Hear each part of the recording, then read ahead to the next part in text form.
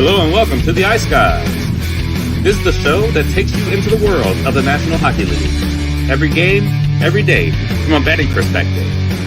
With pro sports handicappers, Ian Cameron, Alex B. Smith, and various guests from the world of hockey and sports betting. And now, here's your host, Ian Cameron.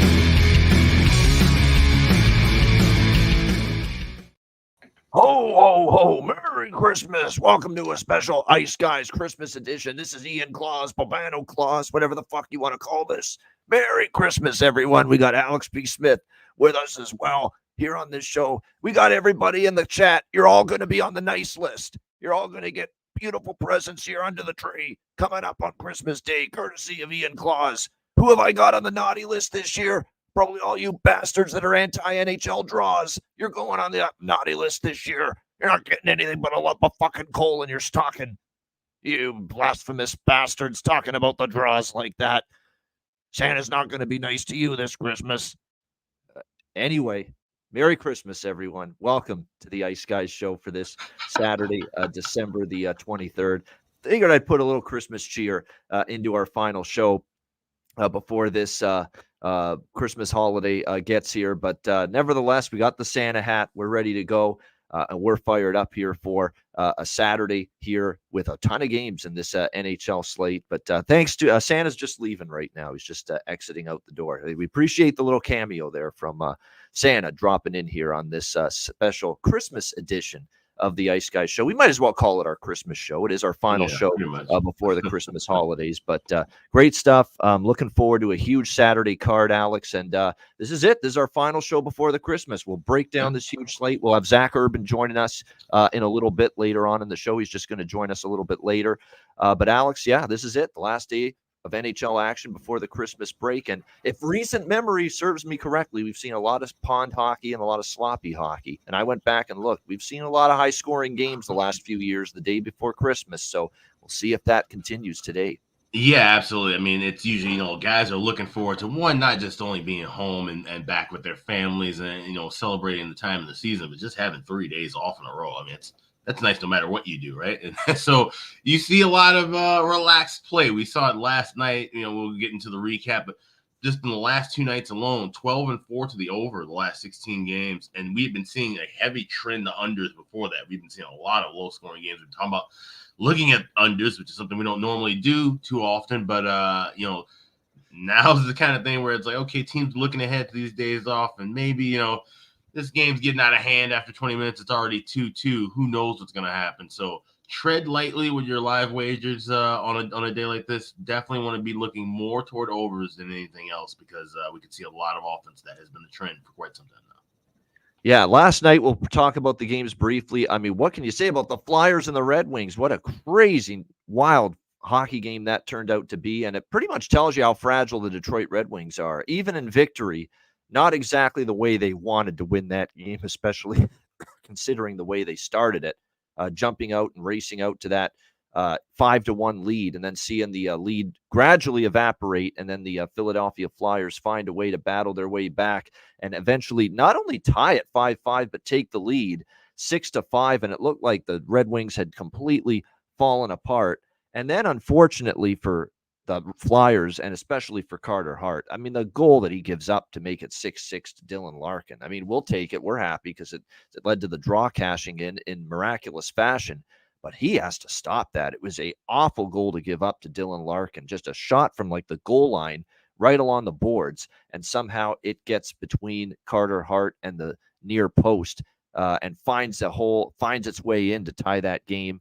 And then, of course, the Red Wings somehow survive in the shootout and get the win. And fitting that Detroit wins because Patrick Kane got them rolling early in that game with a couple of goals, a 3-point night for him. That would have been beyond a travesty if the Red Wings had found a way to lose that game. But they did hang on. They needed the win desperately. They started the right way. But all the credit to the Flyers, too, for battling back the way they did. I don't think there was much Christmas spirit in that intermission, in the first intermission in that Flyers dressing room, coming from Torts, if I had to guess, after the way they started that game.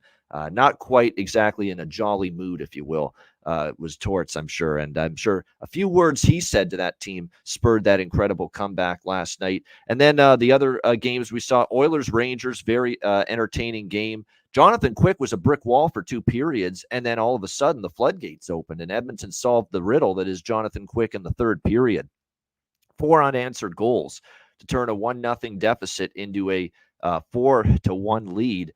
Rangers made it 4-2, and then I got myself a little miracle on 34th Street, Christmas miracle, if you will, last night with that game going over the total. A buzzer beater that the Rangers scored, and the puck just fully crossed the goal line with 0.1 seconds left. And just after you had seen the puck past the goal line with that sheet of white ice between the puck and the goal line, which means it was clearly a goal, you would see the clock in the corner of the screen tick to 0.0. That's how close it was. That's how close it was in terms of just beating the time expiring for that 4-3 goal, which obviously sent the game over the total, and cashed my best bet on the show yesterday. So very fortunate, but we'll take it. The Jets dominate the Bruins 5-1. Credit to Jimmy Murphy. He said not the time to be betting the Bruins right now. They're going through their first extended funk losing streak of the season. And you're seeing it. They're not playing great hockey at the moment, and it's not going to get any easier. They got to play a back-to-back on the road tonight and against a Minnesota Wild team with a solid winning record since obviously John Hines took over. So we'll see if the Bruins can respond tonight from that. And then the other game last night, it was a pretty solid 2 periods from the Blackhawks, but the third period was not great. Montreal ends up going ahead and then basically running away and hiding, and they end up getting a 5-2 victory in that game. It was a great game from Uri Slafkovsky, I should say. He is starting to really pick it up and really starting to gain a level of comfort on that top line with Suzuki and with Caulfield, which is good to see. So a disappointing result for the Blackhawks there in that game, but Ryan Donato scores the first goal for Chicago, and it's another bargain bin special of the night, cashing in here on the show yesterday. Alex's bargain bin selection, Ryan Donato around plus 340, gets the job done and finds the back of the net on a nice goal in the first period there for the Blackhawks. So pretty decent night of action overall, highlighted, of course, by that absolute incredible, wild, batshit crazy game we saw in the Motor City. Alex, your thoughts on Friday night? Yeah, I mean, it was a solid set of action. I watched, of course, all of the Hawks and Habs game, and it looked like at one point the Hawks were, giving a solid effort, keeping it kind of close at home, and then all of a sudden the floodgates open. Peter Mrazek showing that kind of soft regression, letting in a couple of goals where he shouldn't have, and the Habs run away with that game. But nice goal by Ryan Donato. Like I said, helping us cash with another bargain bin winner. And another great play too, Colin Blackwell making that huge kind of 360 turn, setting up Jason Dickinson for the goal. So some flashes of brilliance by the Hawks, but ultimately not the result that you'd want to see for them more times than not, certainly. And then, like I said, the Detroit Philly game, just checking that on my phone and seeing Philly roaring this comeback, mounting back, and to be able to cash the draw with that, this is fantastic. Sometimes we're going to have some that are going to be low and slow and cash pretty easy, and then sometimes you're going to have that kind of mayhem where you see games go back and forth and then find their way into overtime. So it's nice to have that, so we can cash a couple of plus 300 winners like that on a Friday night, a short Friday night card. You can't ask for anything else. So on we are to the big Saturday. It is a big Saturday, the final day of NHL action, of course, before the Christmas break. And it's a 3-day break. So just to reiterate, we're off Christmas Eve, Christmas Day, and then what's called Boxing Day in Canada, which is Tuesday, December 26th. We'll be off that day as well. And the NHL returns to action Wednesday, December 27, which means Alex and I will return to action on Wednesday, December 27 at 2 p.m. Eastern following the Christmas break. All right, let's get to it. We start with one of 2 afternoon matchups here on this massive Saturday slate, the final one before Christmas. We've got Dallas and Nashville to get things started. Dallas minus 130 road favorites, 6 the total here in this game. The Dallas Stars certainly have been playing some pretty good hockey and really some very entertaining games. If you look at the recent results of the Dallas Stars, they've had to work for what they've been able to achieve. A 5-4 come from behind win against Ottawa, a 4-3 back and forth game against Seattle in overtime, a 4-3 back and forth game against Vancouver that they won in overtime. And that Canucks game the other night was a great game, back and forth. You could tell sometimes when you watch a game in any sport, not just hockey, but football, anything else, you can just tell when you're watching two good teams. And that's what I felt watching Vancouver and Dallas. You're watching two good teams. You just sit back, you watch the game, you watch how they defend, you watch the goaltending, you watch how they make plays offensively, and you just say, you know what? These teams know what they're doing. They execute at a nice high level. These are teams that could do damage in the playoffs. And that's kind of the takeaway I had from that Vancouver-Dallas game with the way both of them played. A highly competitive game, not much to choose between those two teams. It was just the difference being Vancouver failed to score on a 2-on-0 rush. Wedgwood was great, made a big save. Dallas comes right down seconds later on a breakaway. Matt Duchene does score, and that ends up being the difference in that game. But the Stars, they've been on a nice run, 5-2 in their last 7, but haven't been easy. 3 of those victories have gone beyond regulation. We've seen 3 straight Dallas games go past regulation and into overtime, so it hasn't been easy for them lately. Nashville's also playing pretty well, so this should be a great game to start the day. 5-1 in their last 6. I'm happy to see Andrew Burnett having success because we have said it for a long time on this show. We thought he got a little blackballed in Florida and thrown out of there a little bit too soon.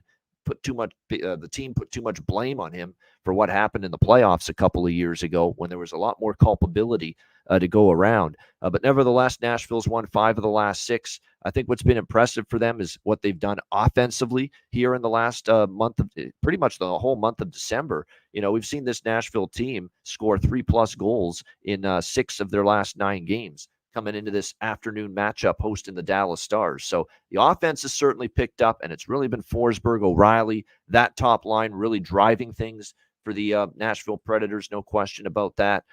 For me here, it's 2 very clear bets that we like. And first one is obvious, 11 straight first period overs for the Dallas Stars. And really the entire season run has been solid. And but this 11 straight first period overs with the Dallas Stars cannot be ignored. I've talked about it. Alex has talked about it even longer. And it's something you just got to roll with right now. So Dallas and Nashville over 1.5, and you can get -125 at Proline Plus, the Ontario book, and -130 is out there at Bet365 and Pinnacle and Bet Rivers. -140 at DraftKings and PointsBet. So you could still get really good prices somehow here on this first period over with the Stars and the Predators. Definitely liking that look here in this one with the Stars and the Preds. And I'm also on the draw. How can you not be? And the one thing I was frustrated about the other night on Thursday was that I didn't take that Vancouver-Dallas draw. I just figured, I'm on Vancouver. Canucks hadn't played as many overtime games lately, and I said, I'll pass on it. I bet enough draws right now. And I paid the price for it because it went to overtime. And I said, Dallas is a dead nuts draw team right now with their recent current form. And I'm not going to miss out today. I'm back on the draw with Dallas here as they take on Nashville. Again, 3 straight overtime games for the Dallas Stars coming into this one here this afternoon. Alex, Dallas, Nashville. Yeah, well, I'm riding both of those, obviously. Like I said, first period over, 11 in a row, 22-5 run. And in all 11 of these games, and this might change if we cash it today, we've been able to get -$1.40 or better in all this entire stretch, which is just unheard of when you think about how the first period over trend started and how books were quickly adjusting the juice, raising it as high as they possibly could before they had to, bend and move that number from 1.5 to 2. So the fact that we haven't seen this adjustment has been fantastic. We've been able to cash on it, and we're just going to keep riding that. So I laid $1.40 at Caesars last night. Anything $1.40 or better, I advise to play $1.45 or higher. If you see that, try and wait a little bit in game. Not waiting for any plus money, just trying to get it back into a $1.30 or $1.20 range a couple of minutes into the contest. And also, we're going with the draw as well. Like I said, shop around and grab the best number for that. But I also like this over 6 as well. I think it's a flat number. I definitely think we could see 3-3. So if you want to take a correct score flyer, you can take a shot with that here. But I could see where this one kind of gets up and over that total. So I'm going to play it smaller with 6, but larger looks in the first period over and the regulation draw. And plus 360 at FanDuel with the draw here in this game with Dallas and Nashville. And I'm not going to, there's so many games today where it's like when I'm talking about the player props, I'm basically talking about the same group of players that I've been talking about repeatedly for some of these teams. And it's the same thing with Dallas. It's always Marchment, Duchesne, Sagan, Pavelski. It's some of these defensemen. Like one night it's Esa Lindell, one night it's Miro Heiskanen. But lately it's been Thomas Harley. And even I've got to start sprinkling on this guy to score a goal right now. Yeah, three goals in the last 4 games. He's on a 4-game point streak as well. 9 goals for him this year. So you talk about someone that you're always looking, and that this has been big for Dallas because so much they've had to rely on. They've had to rely on too much at times. Miro Heiskanen. Ryan Suter's not what he once was. Esa Lindell's solid, but he's even prone to the odd gaff. He's pretty good in terms of moving the puck. Joni Hakanpää is pretty limited. He's, defensively, astute and physical, but not the greatest foot speed. You're looking for one of these law firm defensemen, Hanley and Harley, to really start to step up here. And Thomas Harley's done that for Dallas. So it's good to see that, because come playoff time, you want to be able to trust him and put him on the ice in a bunch of times. So, yeah, Duchesne against his former team for sure. Myron, that's a great point in the chat, no doubt, against Nashville. Although it's not vengeful, it's more so that, he had great memories. He loved Nashville. He loved playing for the Predators. He's a country music guy, as everyone knows as well. So, he loved playing with Nashville. It's nothing, personal, but obviously when you face that team that you used to play with, you want to make the most of it. And this is the first meeting, by the way, with the Stars and the Predators this season. So the first chance for Matt Duchesne to score. And it's going back to Nashville, too. So he's probably a phenomenal.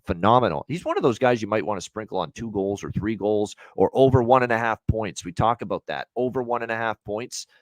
That prop, never mind just scoring a point.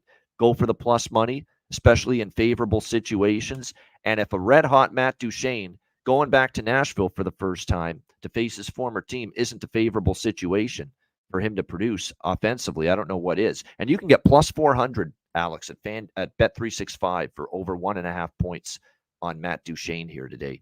That's not bad at all. That's really good. Yeah. Plus 400, and all he needs is 2 goals or a goal and an assist, and there's your prop win right there with over 1.5 points on Matt Duchesne. So definitely liking that. The goal prop, the assist prop. Anyone else I mentioned, mix in a little O'Reilly or Forsberg if I was going to go to anyone else on Nashville. So definitely liking those props there in that game. And of course, first period over and draw. Alex liking also first period over and draw, but also the full game over for a little bit here in this game as well. All right, the other game this afternoon, it is a Stanley Cup final rematch. The Vegas Golden Knights and the Florida Panthers. We've got the Panthers minus 135, home favorites, 6.5 being the total in this game. The money's come in on Florida a little bit. And if there's one game on the calendar that's circled and means a little bit more than your average regular season game to the Florida Panthers, today is that day. This is different when it comes to playoff revenge. Playoff revenge in the first round series is one thing. Second round's another thing. Conference finals is another thing. Stanley Cup final, I think, is a different level of we really want to beat this team because that's the team you are one step away if you're the Florida Panthers from completing this Cinderella magical run last spring. And guess who stopped that run from being completed? Yes, the Vegas Golden Knights. So there's no question this game matters a lot to Florida. I think that's partially why they kind of looked like a little lax the other night against St. Louis. They did not look good in that game against the Blues. You have to wonder if maybe this game was on their mind, or maybe they just played a horseshit game. Sometimes that happens, but they didn't play great, obviously, against the Blues. They'll want to atone. And to be honest with you, Alex, the Vegas Golden Knights are very vulnerable right now. This is a team that's definitely having their share of issues at the moment. They're going through their own turmoil. Obviously, we still are very high on this team. Like, let's calm down with people are just going a little bit overboard in terms of panic, especially the people in Vegas. I'm saying, what's going on with our team? I don't like this at all. Well, first of all, your top 2 goalies are hurt. That's a problem. Aiden Hill and Logan Thompson. You've got to rely on Yuri Patera, who, look, he's just, a young kid. I mean, it's unrealistic to expect him to be a brick wall in there. He's barely played a few games at the NHL level. And now you've had to recall from Henderson, the Silver Knights here, Isaiah Seville, who's going to be the backup here to Patera for this game tonight. So, definitely not a team I'm rushing it back, especially when they had that brutal game against Carolina. Marchessault was very outspoken after that game, talking about how bad that performance was against Carolina. They do start the game the right way. They had the right start, and I was pretty sure we were going to get a great game out of Vegas, and especially a great start. But to see them piss it away, get into penalty trouble, some defensive issues, and that's another thing too that this team's battling through. I mean, they missed Shea Theodore. That's no excuse. You've still got Martinez, Pietrangelo, McNabb, Whitecloud, and Haig. That's no excuse, but they haven't played great lately collectively. The goaltending is obviously a big question mark, and just their team game is a little bit fractured right now. That's the word, fractured, for this Vegas Golden Knights team right now. So I think when you look at this situation here, against the Florida or against the for the Florida Panthers, I should say, against Vegas, I think they're going to bounce back, probably win this game. I'm going to have a small bet on Florida here, minus 135. I'm just going to go money line. I'm not going to get cute with it. I'm not going to go with the money with the team total or the -1 or in regulation or anything like that. Just going to go with a little Florida minus 135. I'm also going to go over 6.5 here because I think this game sets up to be a pretty high event game. Vegas is scoring, but they're obviously struggling more than they've struggled, recently as far as defensive play. The goaltending's a big question mark. It kind of has that feel to it, Alex, where it's going to be a physical game. The history that they have going back to last June in the Stanley Cup final, I could see some penalties. I could see some extended power play time on both sides, and I think that could enhance the potential here for goals in this game. And let's not kid ourselves. Vegas has been an over machine lately. Look at these recent games for the Vegas Golden Knights. Been and it's a product of the way they're kind of having a tougher time in their own end with their team defensive game. And, of course, the goaltending struggles. Thompson was struggling before he got hurt. And now, of course, you're down to Patera. And suddenly here's a Vegas team in their last 8 games, 7-1 to the over. For this Vegas Golden Knights team. Or sorry, actually, I've got that wrong. It's actually 8-0 to the over for the Vegas Golden Knights in their last 8 games. So 8 straight overs for Vegas. So that's what I'm going to roll with here. A little Panthers minus 135 over 6.5 here. Golden Knights and Panthers. Alex, what do you think here? Stanley Cup final rematch between Vegas and Florida. Yeah, this is going to be a good game. And I think, like I said, Florida's definitely had this one circled for quite some time. And now that the fact that you're getting Vegas coming into your barn, like I said, down both the goaltenders, essentially riding out of the third or fourth string goalie, I think Florida's going to come out here swinging. So I took a shot here with them in regulation plus $1.05. And like I said, I haven't been betting Florida too often. Seemed like I've been kind of getting snake bit with them, but I've been kind of getting snake bit with Vegas too. And like I said, this Golden Knights team, they're not in the best of form. And, fans shouldn't be hitting the panic button just yet. Like I said, this is still a solid team, but you're dealing with a lot of injuries. You got to weather the storm. You're lucky this didn't happen at the beginning of the year, being a team that just won the Stanley Cup. We often see that hangover and the injury bug kind of hit at the same time early in the year. So Golden Knights fans have nothing to complain about right now, honestly. But this might be a tough game, and I can see Florida winning it. So we'll go Panthers in regulation plus $1.05. Yeah, Myron, it's a solid point, Myron, in the chat about Tkachuk, but I'm not going to rain, fury on Tkachuk for the fact he's only got 5 goals. He is coming off that broken sternum's no fucking joke. I mean, that hurts. That's pain right there when you go through something like that. He's battling back from that. He still has 22 points, so he's not scoring, but he still has 20 goals, but he's got 22 points still. He's setting up his line teammates. That's still what you want to see. Obviously, they want the goal production to pick up. I think it will at some point, but I think you wait to see it pick up before, you start betting a ton of Matthew Tkachuk goal props at the moment. I think as far as this game goes, it's a good, Rodriguez, Barkov, and Reinhart. That line has been so good. Throw in a little Verhaeghe and Bennett. I think all 5 of those might be players capable of stepping things up at the offensive end here for this game. And even though I like Florida to win, doesn't mean you can't bet some Vegas props. And, Marchessault, Stevenson, and Dorofeev has been a solid, effective line for them. Close shave Barbashev. He stepped things up lately with Jack Eichel and Mark Stone. So absolutely, I think those are players that have been pretty good lately for Vegas. Wouldn't surprise me if they continue to play well for them here tonight or this afternoon rather, as they take on the Florida Panthers, which should be a good one there at 3 p.m. Eastern. All right, the rest of the games are tonight. We go to St. Paul now, Boston, Minnesota. Bruins minus 130. Road favorites, 6 the total in this game. The Wild looked like they were about to go. They had the coach bump. They had the wins in the immediacy. after the firing of Dean Evison. And then, of course, they lost a few, and you thought maybe, hey, the lime or it's worn off, the shine, I should say, on the coaching change. But sure enough, Minnesota, since those 2 losses in a row, they've gone 5-1 since then, with wins against Seattle, Calgary, Vancouver, Boston, and Montreal. Only a 4-3 loss to Pittsburgh. What's amazing to see about Minnesota, and we know how much of a draw team they have been for really both of us lately, but this Minnesota team has been nothing, and I mean nothing but close games here in the last 5. Shootout in back-to-back games against Calgary and Vancouver, a game that narrowly, and I mean narrowly, misses going to overtime against Pittsburgh when they lost 4-3. And then, of course, back-to-back overtime games, their last 2 games against Boston and Montreal, including cashing with that Minnesota-Montreal draw for me the other night. So, and then you look at the Bruins on the flip side here going into this game. No overtime last night as they get drubbed 5-1 against the Winnipeg Jets, and they're struggling. 3 straight losses coming into this game.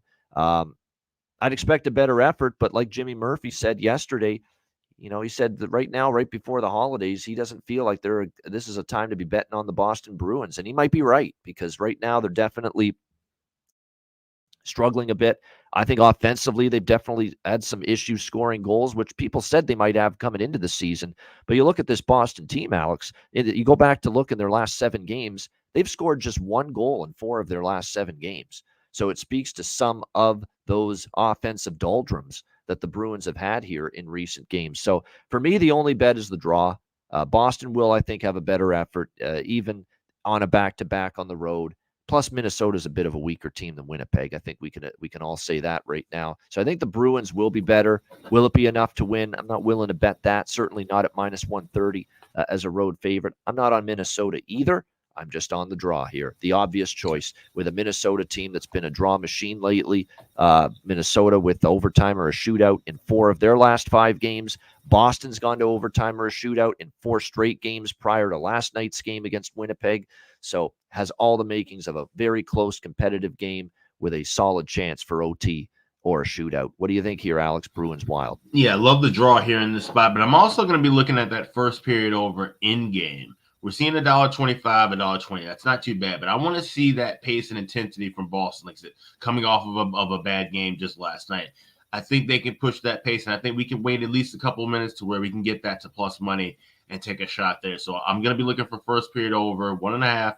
Anything plus even money or better, I'll be looking for that. But I want to see the pace open up a little bit first with Boston. But definitely think this game could kind of go back and forth, especially slow down a little bit later. Like you said, with Boston, the full complement of offense hasn't been there. But we know from Minnesota, especially if they can jump out to a lead, they're going to try to park the bus, play defense, and sometimes that's going to lead to them blowing leads and going into overtime. So think about what we saw, excuse me, at the beginning of Dean Evison's tenure.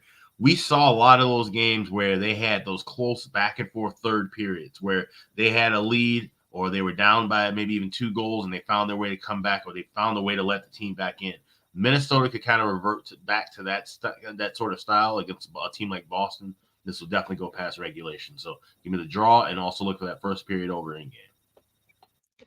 And as far as props go, I mean, you got to start on Minnesota with Marco Rossi. Marco Rossi with the Gordie Howe hat trick, too, in one game recently for the Minnesota Wild. Even dropping the gloves. It was the last game. It was against Montreal there with him and Caden Gooley there for the Habs got into it a little bit. So he's been very good. Keep an eye on someone, too, that's been called up from Iowa. And he looks like he's going to be on the second line with Rossi and Foligno tonight. Jake Lucchini here. So keep an eye on this here. And he's had some nice numbers down there at the AHL level. 9 goals, 20 points in 24 games with the Iowa Wild. So if you want to take a shot there on Jake Lucchini, maybe you do that here in this game tonight. And then on the other side of the equation here for Boston, be careful because they're not scoring in bunches lately. But Zacha, top line. Geeky's moved back up again by Jim Montgomery. He got sent down, I think, to the bottom 6. Now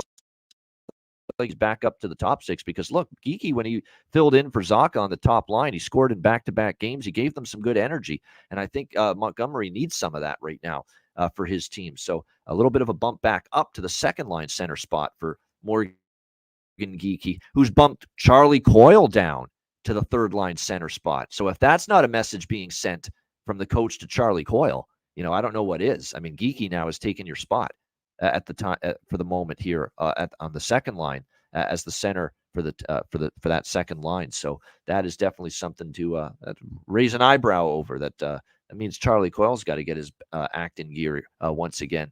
All right, Tampa Bay and Washington. We've got the Lightning minus 140 road favorite, 6.5 being the total here, shaded to the under in this game. The Lightning coming off a pretty crazy game against Washington. Not Washington, against Vegas earlier this week. Wild back and forth game. Tampa's down early, comes back, takes the lead. Vegas answers and ties the game.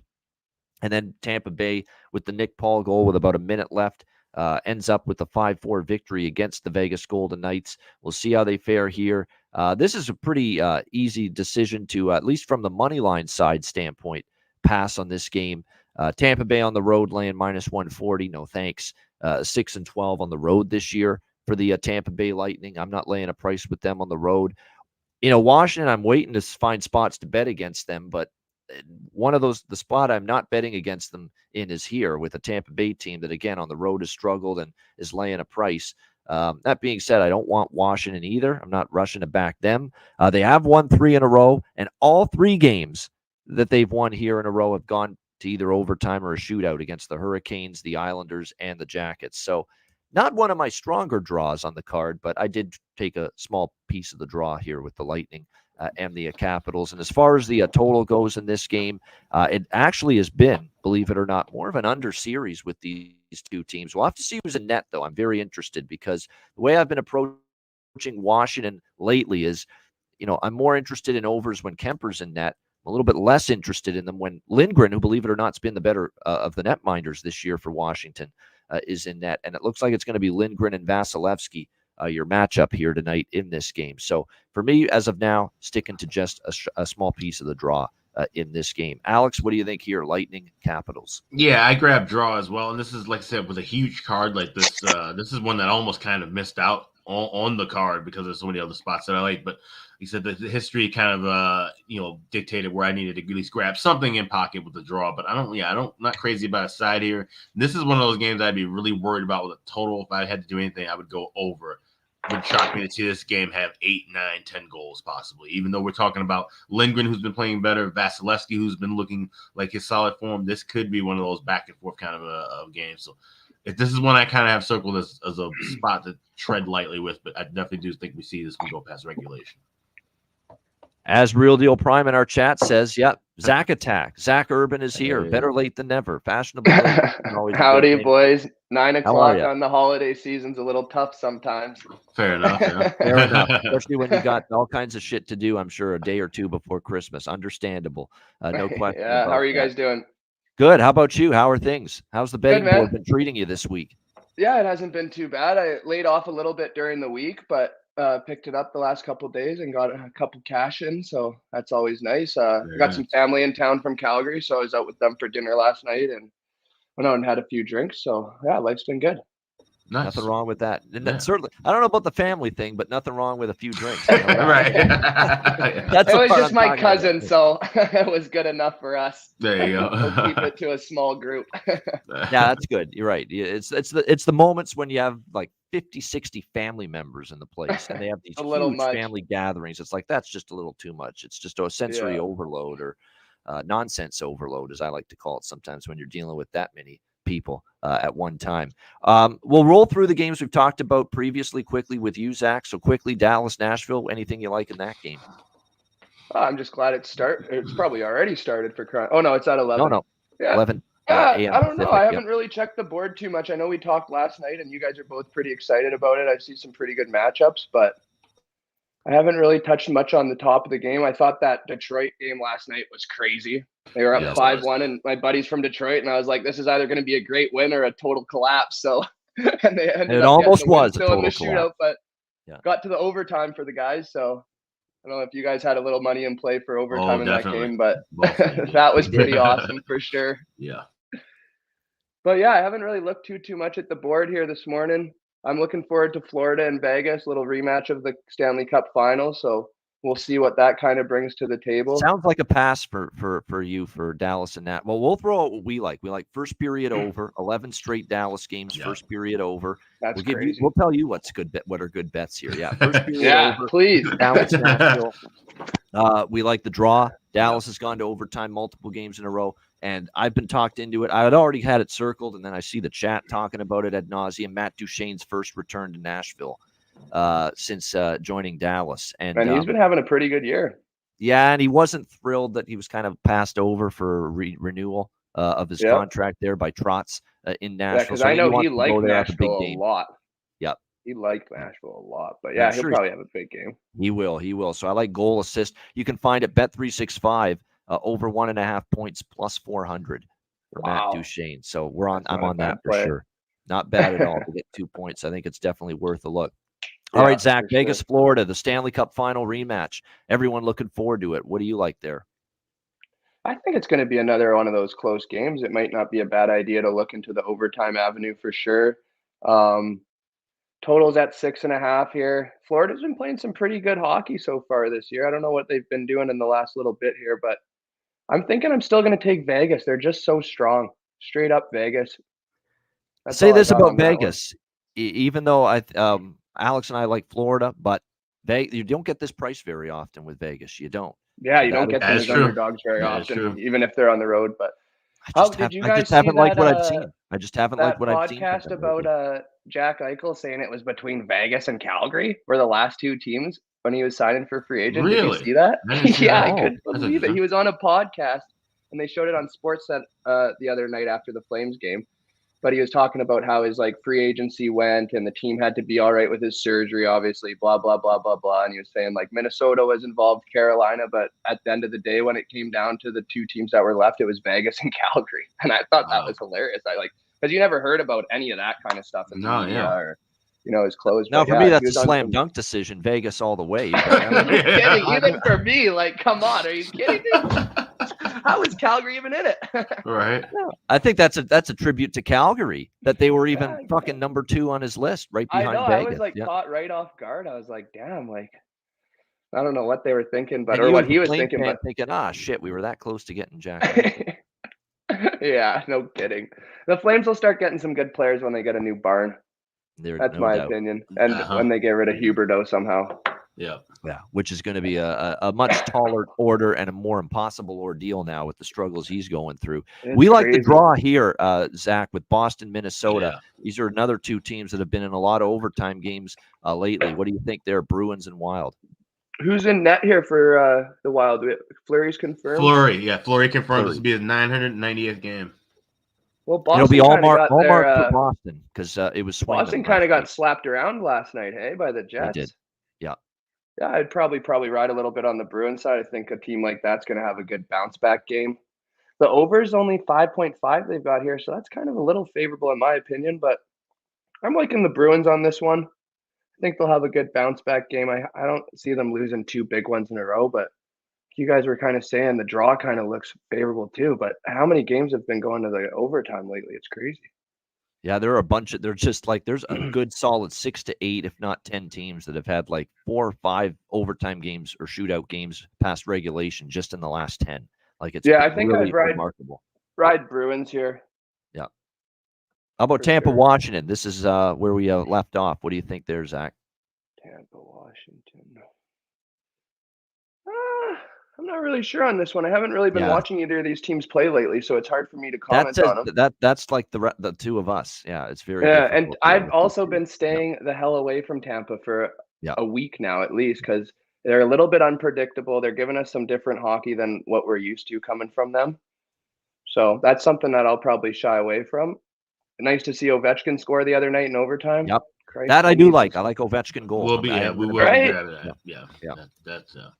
Yeah, that's probably about it on that. Hopefully he starts heating up. I'm interested to see what's going on with Pittsburgh and Ottawa, mostly Ottawa. They're going to win a game again. Yeah, we'll get to that in a moment. I just want to take a look at the update everyone on the prices there with Ovechkin. It's actually plus 160. Remember, this is a guy that's been plus 120, plus 125 at parts of his career. So for Ovechkin pricing, it's not as bad as sometimes it's been in terms of the value there. So it's worth a look. I'm also going to sprinkle on that kid from the guy that just got brought up and put into the lineup. I've just basically committed myself to just scoring or betting his props until he scores, and that's Ivan Miroshnichenko there for the Capitals. And it's a great story too, because this guy battled cancer, bounced back from it, and now is starting his first few games in the NHL. So it's a really cool story. I'm hoping he does get that first goal sooner rather than later, and again getting that first major opportunity here with the Washington Capitals. All right, let's move along here. We've got Toronto and Columbus, Leafs and Blue Jackets. Toronto minus 230, road favorites, 7 being the total here in this game. And not surprised to see the total bumped up to 7, considering, well, what we saw the last time these 2 teams played. Really. I mean, Columbus, when you look at it, they have been, trending over the total for the most part. They've gone over in 3 of their last 4 games. 5 of their last 6 have all gone over the 6 of their last 7. Actually, 7 of their last 8 have gone over the total, Columbus. So it's a very, very high total. It's, a reaction to the fact that this Jackets team, has played, a lot of high scoring games, had trouble defensively. And then, of course, you got the Leafs, who the last 6 games, 4-3, 7-3, 6-5, 7-0, 5-2, 9-3 against Buffalo the other night. All of them going over the total. So that's why you're seeing 7. And I'm actually seeing in some books a couple.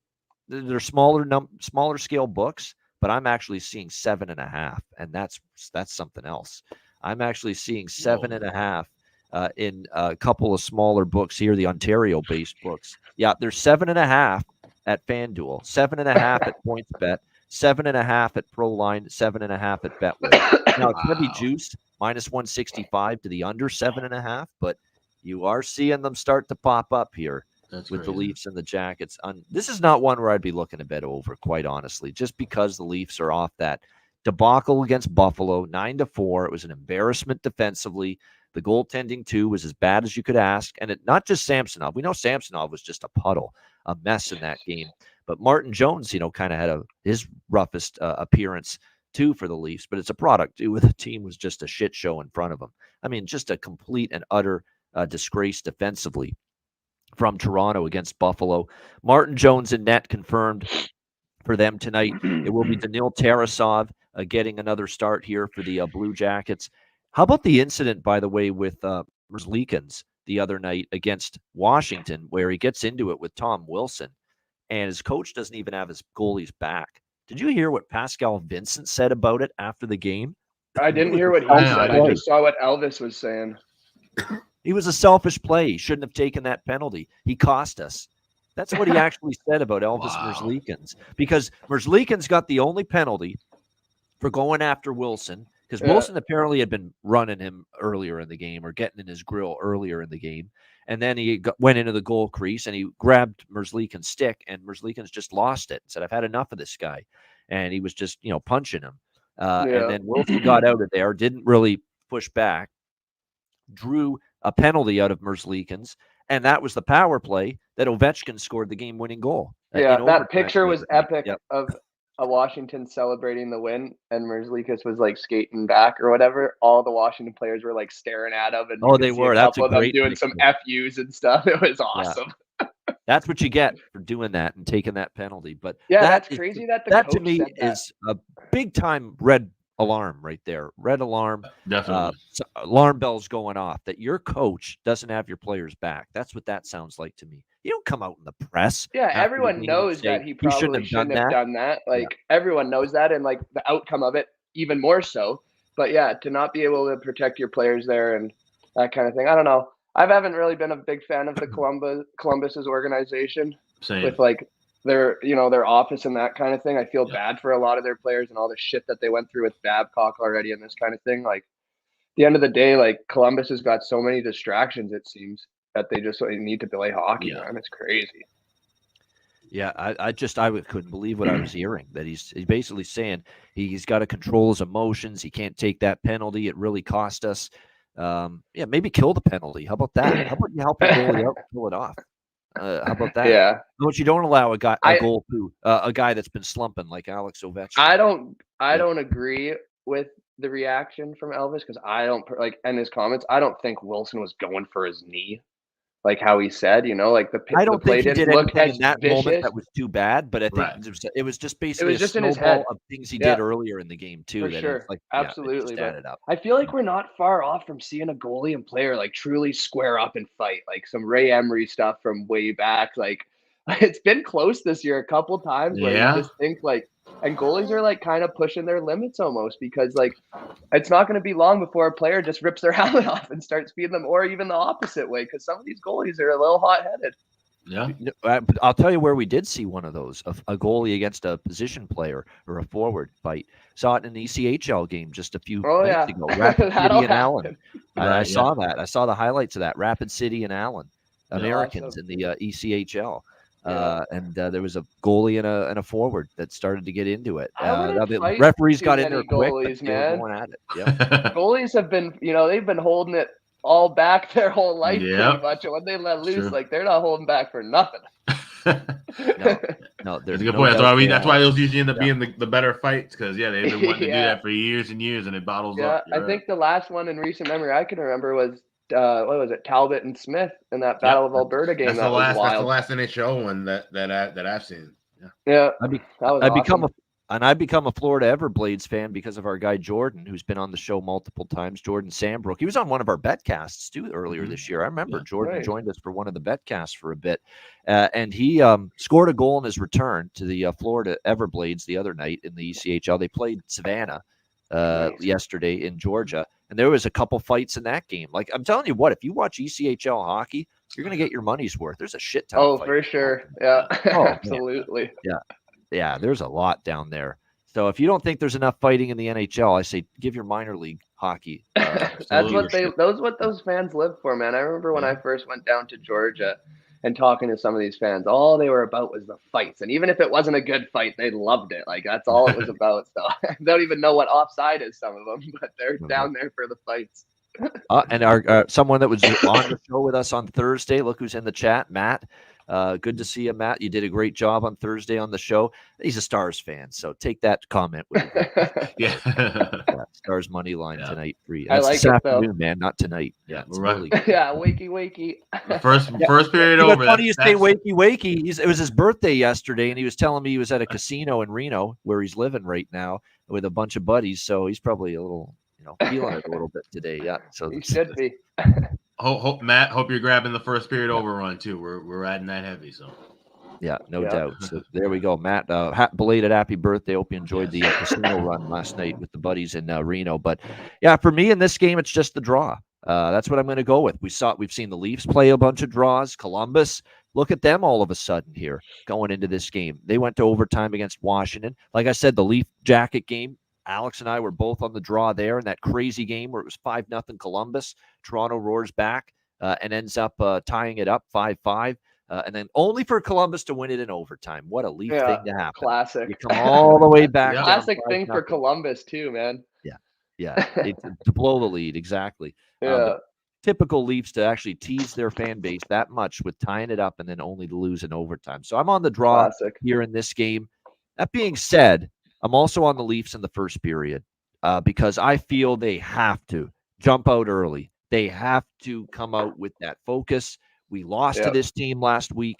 And so I think it's one of those games where maybe Toronto gets up, but maybe Columbus battles back, which they've done at times in the past. So that's the way I'm going to approach it here. Leafs first period puck line and the draw in this game. And by the way, the Leafs first period puck line is -0.5 plus 136. At Pinnacle. So not a bad price there with that. That's pretty good price. I think that's the better look for the Leafs than anything full game. Because if they don't show up in the first period after embarrassment against Buffalo, they'll not show up at all. It's got to be early. It's got to be immediate that you see this team dialed in, locked in, focused, looking to wipe away the stench and the odor of that game in Buffalo against the Sabres the other night. So first period puck line for me with the Leafs. And maybe even a first period team total for the Leafs over 1.5. I sometimes like those in these spots where a good team was embarrassed and facing a lesser team. Sometimes that's a good look as well. Not only the first period puck line, but also that first period team total over. And with that, you can get like plus an excellent price with that, plus 200 with the first period team total for the Leafs over 1.5. What do you think here, Alex? Leafs and Blue Jackets. Yeah, this is one of those games where definitely I think the books are kind of just insulating themselves, expecting a lot of goals.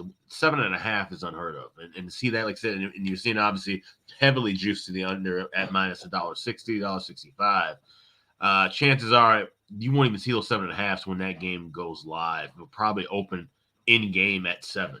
So if you do like 7.5 at over and at plus money, grab it now because you won't even be able to get that at in game. That'll probably just revert right back to 7, being that high. That's how they used to do with the 7s about 4 or 5 years ago. We saw Toronto, Tampa Bay with a lot of 7s.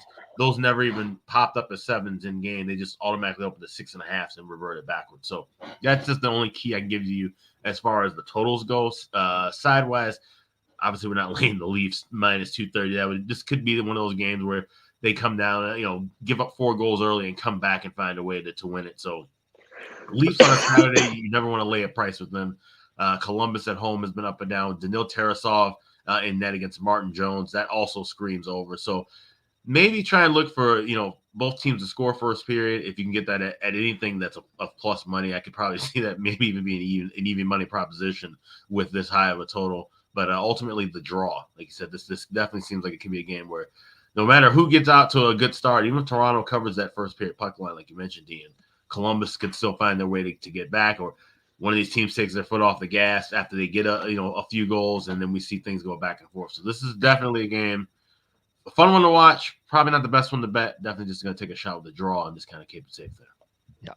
Yeah. So for me, the draw, but I'm also, like I said, looking at Leafs first period puck line, taking a shot with a rare first period team total as well for the Leafs over 1.5. And again, that's plus 200. It's a hell of a price. I think reasonable that they could jump out early, bang, bang. Columbus can give up goals in bunches. So 2-0, in the first period, I could see that for Toronto tonight, especially after the way that game went against Buffalo. They do not, and I mean do not, want to go into the Christmas break losing to Buffalo and losing to Columbus for a second time in a little over a week. They don't want that. So wouldn't surprise me though. It wouldn't surprise. Well, again, all I need for the Leafs is show up for 20 minutes. That's the it. First 20 I agree. Minutes. That's it. Because I'm not trusting them for the full 60, but for the first 20, I expect it. And if not, shame on them. That's an embarrassment if they're not on their toes and just taking it to the Columbus Blue Jackets in the first 20 minutes, then we've got a real problem on our hands. What do you think here, Zach? Leafs Jackets? Yeah, I'm with you guys on the first period play. I think they've got to come out hot, get out to an early lead, maybe even a couple goals. So I definitely think Leafs first period money line, probably the over at 1.5 wouldn't be a bad play as well. Even if you're crazy, man, even maybe 2.5. I think it's going to come out of the gates for them for sure. So definitely going to play it safe, though, and just ride the Leafs money line first period and then maybe get a little in live action, see where it's at. But that's probably it for me. Not too confident on the rest of the game, just like you guys. Obviously, you can bet alternative first period totals as well. Yep, there's plus 170 out there for over 2.5. Here in the first period of this game. That's not bad. That's something I might take a peek at as well. All right, Pittsburgh and Ottawa. The Jacques Martin return tour finally arrives back home in Ottawa to coach his first home game behind the bench in 20 years, pretty much. A little under 19 years is when he wrapped up his first stint with Ottawa. But here he is back behind the bench in Ottawa for a home game as they return home from basically a West Coast road trip from hell for the Ottawa Senators against the Pittsburgh Penguins now back home. Ottawa minus 115, home favorite, 6.5 the total in this game. So for me, it's very simple. Plus now this is the first game after a road trip. No Ottawa for me until I see them put a win on the board, until I see them fix these issues with blowing games left and right, lack of confidence, protecting leads, which continues to be an issue right now with the Ottawa Senators. So not interested in Ottawa here, but I don't like Pittsburgh enough to back them either. So it's a clear pass here for me as far as the side goes. Now Pittsburgh has won 4 of the last 5, a couple of them in shootout victories against Montreal and Carolina. They beat Minnesota, Arizona. They had that one loss, was that absolutely horrendous loss to the Toronto Maple Leafs last Saturday, 7-0. So we'll see how this one goes. Now Jacques Martin is going to be someone that is eventually going to instill tighter structure, better team structure defensively. But why have you seen the over still cash and the defense break down? Because he hasn't had a huge allotment of practice time. And it takes time to instill the system he wants on this team. It's complicated. And for a team that's not great personnel-wise defensively, it's even more complicated to get them to replicate it. So it's going to take, I think, a few games at home and extra practice time after the Christmas break for Ottawa to really start to show signs of turning a corner defensively, if they are capable at all of turning a corner defensively. It's going to take time. It's not going to be immediate. It's not going to be instantaneous. And we definitely saw that in the last 2 games of that road trip. The first 2 with Jacques behind the bench against Arizona and Colorado. 3-0 lead against Arizona, couldn't hold it. 4-2 lead against Colorado, give up 4 unanswered goals, couldn't hold it.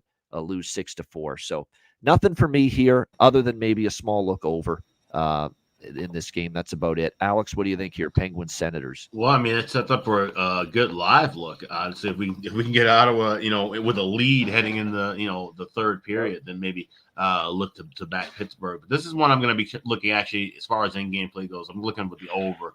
I want to try and get a 5.5. So hoping for about 4 or 5 minutes of scoreless play here. Try to get that over 5.5, and then hope the floodgates open both ways. Like I said, Ottawa definitely needs to just keep the foot on the gas offensively. Like I said, don't let teams get back in. And even if you're having those defensive breakdowns, okay, outscore your problems right now. And like I said, this is the kind of night heading into a break where we tend to see teams who are having those defensive issues just say, you know what, listen, we know we're going to give up 4 or 5 goals. Let's just go out there and do our best to score 6 or 7. Outscore our problems right now. So that could be this kind of a contest. So I wouldn't talk anybody out of playing it over now. I do think we'll just have time to grab one in game at a better price. So in game over 5.5, I think we see goals in this one. Yeah, definitely. And maybe a first period, both teams to score. I might tack on a little something on that here. Off the road trip, I could see Ottawa giving up 1 in the first, but back home, inspired by, Jacques Martin's first home game, the captain kind of saying we need to be better and I need to be better. And Rich, that's a good point. When it comes to bargain bin value and player prop value, you're not really ever going to get much of it with Brady Tkachuk. He's always, plus 140 or 50 to score a goal. And you're not going to get the value you get with other players. But tonight's the night to bet Brady Tkachuk, probably. He called himself out, called out the team, said, I need to be better. And he's got that kind of characteristic where when he calls himself out, I expect a good performance tonight out of the captain, Brady Tkachuk. So Brady Tkachuk goal, Brady Tkachuk assist. If you want to sprinkle on over 1.5 points tonight, plus 200 on Brady Tkachuk, I think that's not a bad option as well. He called himself out. I expect a response. What do you think here, Zach? Pittsburgh, Ottawa.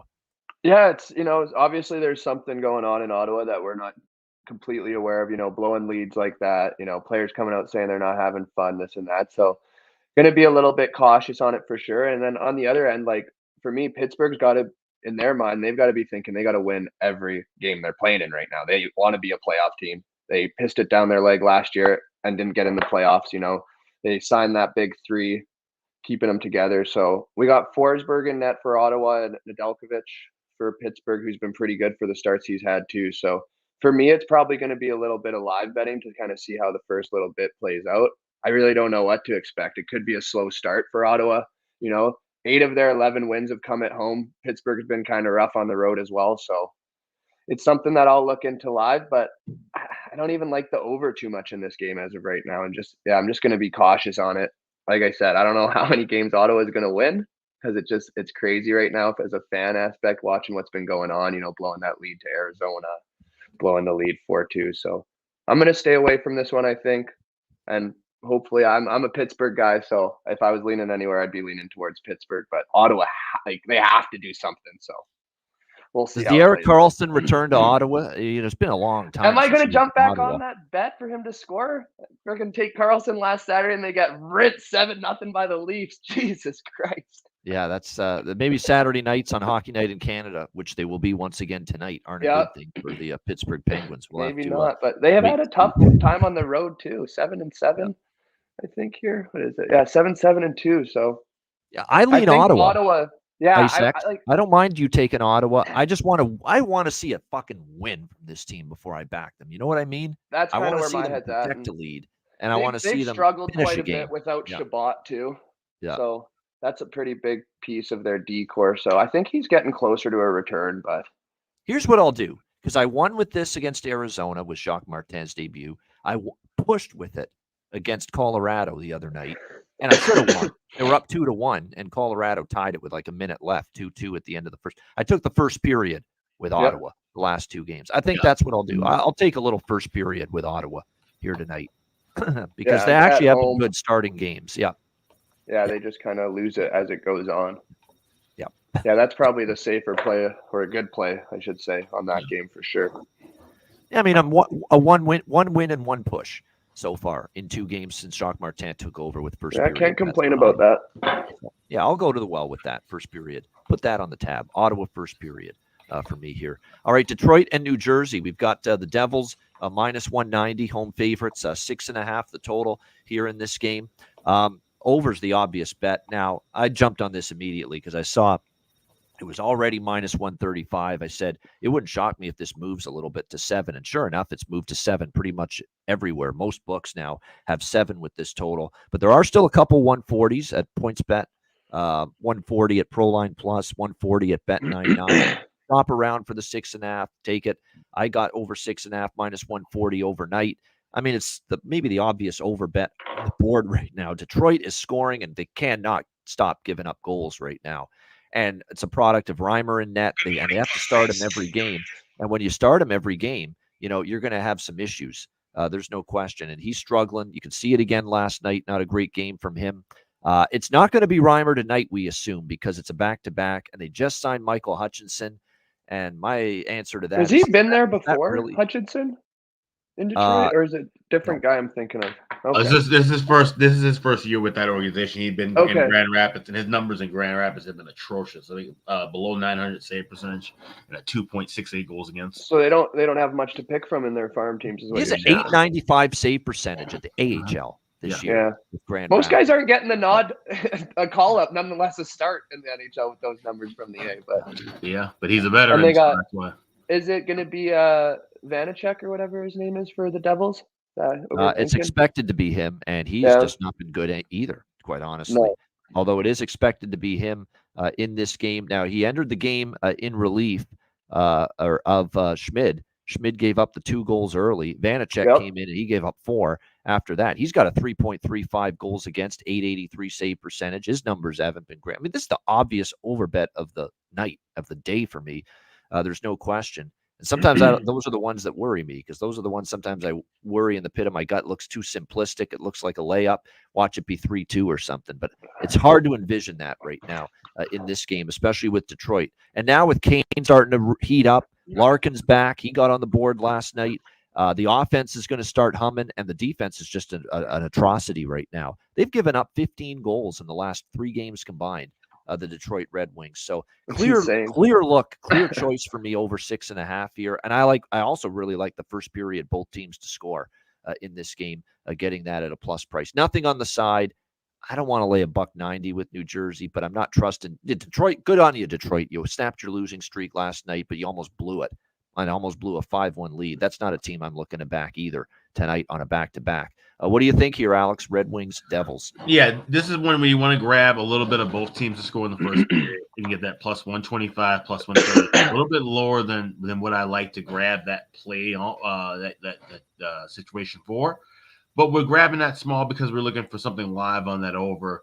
Definitely don't want a 7. You want 6.5, laying anything $1.30 or better, basically. So a couple of minutes into the game, just wait for that 6.5 to try to plumb it in a little bit, something in a reasonable price, and go from there. I definitely see goals here. This is one of those games I definitely see being kind of a crazy up and down battle. Vanacek's been a mess. As you mentioned, Hutchinson's numbers in the AHL garbage. His last several starts in the NHL weren't that great either last couple of years. So this is definitely a game I see getting out of hand. So over, goals galore. You can, sprinkle the board with props. You can get creative with this game as far as goal scoring props and looking for parlays. This would be the game to circle and kind of target some players with that. Yeah, well, one thing I lean to, I don't know if I'll bet it, but I lean to the Devils maybe in regulation or team total over. The one thing I do like is they got shut out by Detroit 4-0, and it was one of their worst games of the year. And Lindy Ruff was angry after they played Detroit last time, and they played one of their worst games. So they may remember that. And like I said, they're also the Devils coming off that loss to Edmonton and 3 losses in a row at home, rested team against a back-to-back struggling Detroit. And I still say they're struggling, even though they survived barely last night against the Flyers. So it's Devils or nothing for me here in this game. Plus, you've got the Hutchinson factor in net for Detroit. Not great in the NHL, and apparently, based on his AHL numbers this year, not very good down there either. What do you think here, Zach? Detroit, New Jersey. Yeah, it's definitely going to be one to watch, I think. So I'm going to probably think about first period money or total over 1.5, I think. It'll be interesting to see what Hutchinson does for Detroit tonight if that's who's getting the start. So going to be a little bit cautious on that. I've been thinking, like, are players getting like so much better than the goalies? Like, is it like, guys are starting to score more? That's the way the league's been trending. Or like, is the product of goaltending going down for the NHL? Because there's quite a few teams with some terrible tandems in net, or it's just not working out. So that's kind of just been where my head was at in general. Not even our game, but I just feel like there's so many teams that have such a problem in the net, and like teams that had their good goalies, they've been struggling. So definitely think over in the first period. Like you said, Devils have been losing a little bit. I'm a Wings guy, so I'm not going to be too biased on it. So I'm going to stay a little bit away from it, but I like the first period over and probably the total in the full game as well. Yeah. To that point you made, about the goaltending and the players, I think, the players are certainly leaps and bounds getting better by the day. The creativity in offense, absolutely. Some of the moves we're seeing is just incredible night in and night out. The highlight moves that we're seeing from you got third line grinders like Colin Blackwell pulling off spin moves, setting up incredible assists. The talent level is getting better and better from a skater perspective. But I think there is a slight bit of regression with some of these goaltenders. This isn't the strongest goaltending group league wide that we've seen in recent years. So I think there's a combination of both, and that's why we're seeing higher scoring games. We're seeing some of category normally lower or weaker numbers from goaltenders overall when you're looking at overall body of work. So both of those. Well, we went through this period of not period, but early 2000s, even into the late 2000s. It was always one starter, and then you had a true backup. One guy was playing, at least 60 games, and then you had, McElhaney, who was a backup his whole entire lifetime, whatever. Right. And then now it's been a lot of teams have this tandem, 1-2 punch. So it's just, I don't know, just as a fan and 1A, 1B, they call it. Yeah, right. So it just, that's the new system. For me personally, I like the ride or die, but I know the league's changed like that, and maybe it's a little harder on these goalies with the, the type of talent that's coming at them every night. You don't probably get many rest nights like you did earlier, so I don't know. It's just hockey's been entertaining, and I like the way it's going, so I can't complain too much. And keep in mind, think about 20 years ago when you look at those great goaltenders like a Brodeur or Patrick Waugh.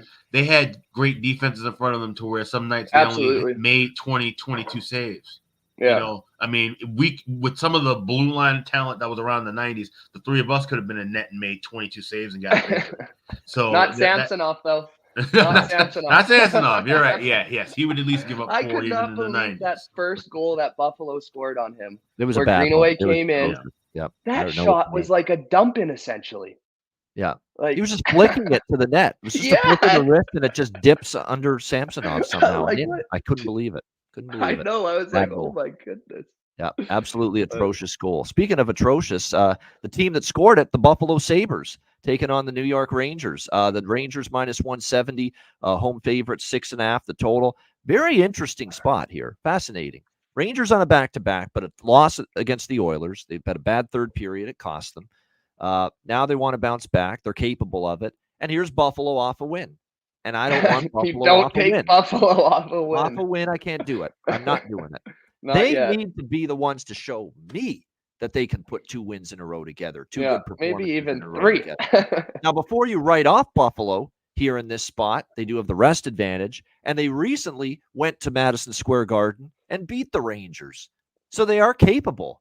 And they, again, after that Leaf game, Okposo, Thompson, all these guys are saying the fucking same shit they've said all season. We've got to do it and sustain it and show consistency and do it the next time as well. And then too often the words are not turning into action, okay, in that next game. So I'm done trusting it. I got to see it with my own two eyes. nothing for me really on this game. There's a lot of games. This is one where I just like, I feel like it's better off for me to stay away than get involved. What do you think here, Alex? Sabres, Rangers? Yeah, I'm going with the draw here. You're looking at the series history. 4 of the last 6 meetings have gone past regulation, and like you said, this is a Rangers spot, kind of a bit tricky. Quick is we talk about 1A and 1B. I think Quick is the 1A right now for the Rangers, even though Shesterkin's played well, and obviously his body of history, he's going to be the goalie. If not, he is the goalie of the future right now. But you got to ride that hot hand with Quick, and like I said, coming off that loss and now going back to, it's just gonna be one of those spots where I think Buffalo can kind of press the action. Like I said, they have to show that effort. They're talking about it ad nauseum, but they aren't showing it consistently. And I think this could be a spot where, like I said, looking at the break, maybe the Rangers kind of take the foot off the gas a little bit, and all of a sudden this game finds itself tied late, and maybe we don't see the back and forth kind of pace that we'll see in a game like a Detroit and New Jersey. This one might kind of slow down and kind of crawl into an overtime. So at plus 340, I think that's a decent enough price. I'll take a shot with Detroit. And it was only one game after a few games where he was roughed up and struggled a bit. But Shesterkin, the last time we saw him, it was earlier this week against the Leafs. It was a great performance. It was one of his better performances. So he's going to figure it out. He'll be in net tonight after we saw Quick last night. So we know that leans to the draw even more, right? Because a good Shesterkin effort, you're talking about him, only maybe allowing 1 or 2 goals, making about 35 saves. And so if Buffalo can kind of clamp down defensively too, or even if the Rangers, like I said, they have a lead for the majority of the game, Buffalo just finds a way to just get that tying goal, push it OT. So there's a lot of scenarios that support this game going past regulation. Yeah, I might sprinkle on the draw after you might have talked me into it. 4 of the last 6 have gone past regulation. By the way, the under is actually 4-0-1 in the last 5 meetings. The under with these two teams. What do you think here, Zach? Yeah, it's probably something that I'll stay away from. Not really a fan of both teams, but I'd probably lean a little bit towards the Rangers just because I think they'd probably bounce back after last night. Tough third period. I'm sure they heard it from the coaches and that kind of thing. So it'll be interesting to see if Buffalo can string a couple of good games together. So I'm waiting for that. Zach, Blake Wheeler, by the way, last night, that one touch pass advantage that was gave awesome. him for that Ranger goal was something else. I mean, it was just absolutely incredible play. Amazing Even play. Better, Wheeler's reaction was what was so great. Yeah, it was. Wheeler's like, yeah, like, wow, you just did that. I know it was a great facial expression that he had after he did that because he couldn't believe he got that one touch pass into Blake Wheeler for that. Blake Wheeler's worth a look right now. Sweet play, like how it developed before Zibanejad made that little tip, like just the rim around for I think it was Kreider, and just the whole play, like you could kind of see it coming. Not that he was going to do that kind of tip, but how fast it happened and how perfect it was. Like I'm sure the goalie was like, "What the fuck?" No doubt that he could. Skinner, our guy Stuart Skinner, he couldn't react quickly enough to it. Oilers fans will blame him. Yeah, they still will, of course. The goalies are always at fault when it comes to Edmonton, no doubt. But yeah, Wheeler worth a look, and maybe you ain't seen nothing like the mighty Jack Quinn. Jack Quinn for Buffalo. I'm telling you what, last game he got on the board. He had 3 shots. He's going to gradually, I think, get better and stronger as he goes. And Peterka as well. Peterka's done damage against the Rangers. Well said by Cuban. All right, Islanders and Hurricanes. Carolina minus 180 home favorites, 6 the total here in this one. We've got the Hurricanes up and down. They've been for most of December. And their record just all over the map. They actually are 7 and they're actually 3-7 rather in their last 10 games, but they've been a little better lately. But even then, 3-3 their last 6. They've been a draw machine suddenly. 3 of the last 4 Carolina games have gone past regulation, and you know how profitable and fruitful and what an enjoyable, luxurious stay we have had time and time again this year at Draw Island. You know that with the Thailanders. It has been just a thing of beauty. This one sets up like a perfect draw candidate. You've got the Islanders. They've been overtime machines all year. Carolina's now suddenly played 3 of the last 4 to overtime or a shootout. How about 3 straight head-to-head meetings between the Islanders and the Hurricanes going past regulation? Slam dunk, no-brainer decision. Draw. Islanders, Hurricanes. Alex, Islanders, Hurricanes. Yeah, get the Draw Island and Thailanders merch right now at iceguys.myspreadshop.com. We're obviously going with the draw here. It's just such the obvious choice. I mean, you expect a close game, especially with the way these two teams are playing right now. I'm a little torn on the total. We've been riding the Islanders over for a long time, but suddenly 2 straight unders have occurred. Carolina, don't look now. Kochetkov, 2 of his last 3 starts, they've gone under. He's played well in net, and we expect this to be Sorokin and Kochetkov, a battle of Russians in between the pipes for both of these teams. So to me, this is not a I'm staying off the over here. I lean that way. I'm staying off it. This could be a 2-2 or a 3-3 type of game if it goes to overtime. And this is definitely the correct score, 2-2, 3-3, regulation score, 2-2 or 3-3, sprinkling on each of those. Definitely maybe worth a look. I could see it. 3-3, obviously, it would go over the total. 2-2, it would stay under. But I think definitely one of those scores after the third period, you could see that here tonight. Zach, Islanders, Hurricanes. Yeah, I'm not sure really what to think on this one. Carolina's kind of been disappointing me throughout the whole year. Not really sure what's going on. Like they've kind of been picking it up a little bit here, but I was kind of curious of them putting Ranta on waivers. What ended up happening with that? Did they send him down to the A, or I hadn't followed it? Yeah, he's in the AHL now. He's in the AHL now. Were you a little bit surprised that no one claimed him? Not really, with the Not contract really. and the age and the injuries and the struggles this year. Yeah. That makes sense. I hadn't really followed it. I don't know too much about him, but I'd probably lean a little bit towards Carolina's side here. Something that I'll probably stay away from, though, in general. I know you guys have been riding the overtimes with them for a minute now, so I haven't been on that Feels train like a with them, century. It feels like a century. But yeah, the over's at 6. Maybe touch on that a little bit, but yeah, something I'm going to stay away from. Now, if we get, which I don't expect, but let's say we were to see Yaniv Peretz in net for the first time, maybe I get to the over, but it won't be Kochetkov in between. And I don't expect it to be Peretz. It's the last game before the break. It'll be Kochetkov for sure, in my opinion. For the Carolina's been really good at home. Terrible on the road, but pretty good at home. They got a 9-2-3 at home, and they're 8-10-1 on the road. I will say something you mentioned about Antti Ranta. Yeah, he's actually here in Chicago. He's with the Wolves. I think he might be playing tonight against Milwaukee. And somebody, Kofi, in the chat early in the episode, so about an hour and 20 minutes ago, mentioned some AHL numbers about some draws. And one of them he mentioned was that Chicago, Milwaukee, 3 of the last 5 meetings have gone past regulation. So a little AHL, draw season spread. Mentioning draw season has no borders. It doesn't. If it's hockey, there might be a draw. So. Yeah, you gotta find it. Draw season's going to sweep the AHL now. Look out! It might. Look out now. Yeah. All right, great stuff. Yeah, that's something I'll have to keep in mind for sure. All right, Chicago and St. Louis. Blackhawks on a back-to-back against the Blues. Blues minus 260, home favorites, 6 the total, shaded to the over here in this game. Binnington in net for St. Louis. That's been confirmed. They've been a weird team here with since Drew Bannister's taken over. For the most part, they've been a bet-on team, quite honestly. They've gone 3-1. They beat Ottawa, beat Dallas in overtime. They had that one stinker, stink bomb against Tampa Bay, 6-1. And then they bounced back and they beat Florida very impressively, 4-1 in their last game. And other than the Tampa game, they've scored 4 goals in every other game for Bannister.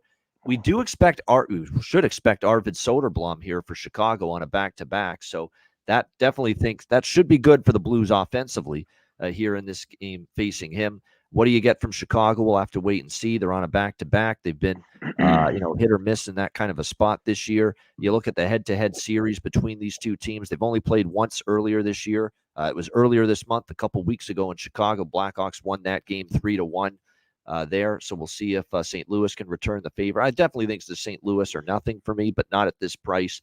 I will back the over, and I will back, I think, first period, both teams to score and/or first period over in this game. Maybe a little bit of both, plus the full game over here in this one. I mean, that's the way I see things right now when Arvid Soderblom is likely to be in net. It's just a team that I think is going to have a much tougher time keeping the puck out of the net. Soderblom now in 5 straight starts, he has given up at least 3 goals, and he has given up 11 goals in his last 2 starts combined against Seattle and Washington. Not what you want to see. So first period over, both teams to score first period and over 6. I can make a pretty decent case for all three of those. Alex, what do you think here? Blackhawks, Blues. Yeah, so I'm on first period over 1.5 minus $1.35, and I'm also on Blues team total over 3.5 minus $1.40. As you mentioned, Arvid Soderblom is most likely getting the start. He's horrific, and St. Louis should win this game pretty easily. So we're definitely going with Blues team total over. We're going first period over. I wouldn't even touch both teams to score first period because, like I said, the Hawks played with a ton of energy and effort and then just fell apart in that third period. And we could see the Hawks mail this one in completely. So I would look at it at most things St. Louis. Didn't make the bargain bin cut because he wasn't priced properly, but I did take a shot also with Jake Neighbors to get a goal. I got plus 225 at BetOnline. And there's always these handful of players that when a new coach takes over, there's a spike and a bump in their performance. And there's been three Robert Thomas has been good all year, but especially since the change. Brandon Saad, the old veteran, has actually really played well since the coaching change as well, but none more so than Jordan Kyrou. Jordan Kyrou clearly had some issues with Berube, and he's played well since Bannister took over. He's been on fire. He has scored 2 of the last 3 games, and he has 6 points in 4 games since Bannister took over. So I actually think over 1.5 points at a really nice plus money price with Kyrou might be worth a look here tonight. For Chicago, I'm going to go back to Donato and Reichel again, as long as I get confirmation they're still on the top line with Bedard here tonight for props. What do you think here, Zach? Chicago, St. Louis. Yeah, I like the Jordan Kyrou or whatever his name is getting a point or two. He had that good game, the other one, and after those comments and the Blues fans, giving it to him, blah, blah, blah. But like Alex said, I think the Blues should be able to handle this game pretty convincingly. I don't think I'm going to make too much plays on it. I might look into some player props on it, maybe some points on the Blues side, but I'm not going to take the first period over. Probably just going to kind of wait and see how this one pans out a little bit, but I'm thinking maybe some player props on Jordan there. I think he's at like 140 for just a point, and then I don't know what it is for 2, but I'm trying to see it here. Yeah, definitely. I think you could over 2 points is at plus 320. Yeah, that's not bad. That's on bet 365. Yeah. So he's had multi-points 2 of the last 3 games as well. Jordan Kyrou for St. Louis. So maybe Arvid Soderblom will be in the gift of giving right before Christmas, and it wouldn't surprise probably. Yeah, no doubt. So that I would expect for sure. All right, Seattle been playing good there for them. Sorry. Yeah, he's been just bad. Going along, a little bit, not lighting it up. I just think with like a coaching change, him being the captain, I'm not sure which way. Absolutely, no, it makes sense, and theoretically it does, but it hasn't exactly led to a spike yet in his offensive production. I saw him fighting like a 3rd line or 4th line guy the other night, or maybe last week. So. That he'll do. Yeah, that was a good fight. That's the thing. Shen will do that. Just wake up the team. He will fight. And I like that. Yeah, for sure. I like him. A good captain does. Seattle, Anaheim. Seattle's starting to play better, but are you ready to lay minus 145 on the road with them? I'm not so sure about that. The total 6. They have won 3 of the last 5, and the losses were to very good teams in overtime or a shootout to the Stars and the Kings. So, that's how close they were to going 5-0 in their last 5 games. Then they come back and they beat the Kings in revenge mode 2-1 the other night, although behind the heroics of Joey Decord, who was absolutely terrific that night in net for the Kraken. It looks like tonight in this game, we should see Decord back in. Not confirmed yet, but we expect Joey Decord. John Gibson projected, not confirmed. Unfortunate news for the Ducks is that Leo Carlsson suffered a lower body injury. It really looked bad when Mackenzie Weegar fell on his leg in that game the other night against Calgary. It didn't look good initially, but it's looking like it's more of a day-to-day situation for him. So he hasn't completely been ruled out. That's a huge relief. Yeah, no kidding. I didn't actually end up seeing it, but a couple buddies texted me and asked if I had seen it. I thought for sure he broke his ankle.